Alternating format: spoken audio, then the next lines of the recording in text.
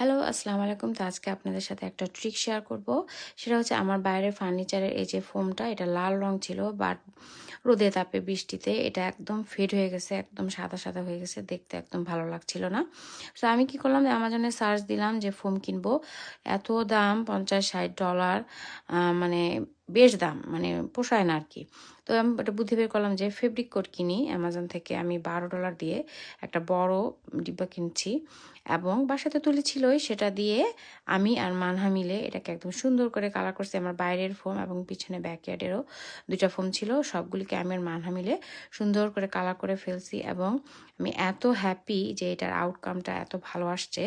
বাইরে দেওয়ার পর বোঝাই যাচ্ছে না যে এটাতে আমরা কালার করছি এবং আজ প্রায় 20-25 দিন ধরে এটা বাইরে একদম সুন্দর মতন আছে। আমি ভাবছি পরে আর একটা লেয়ার দিব। তো বেশ সুন্দর আসছে আউটকামটা, আপনাদের সাথে শেয়ার করলাম। ভালো থাকবেন।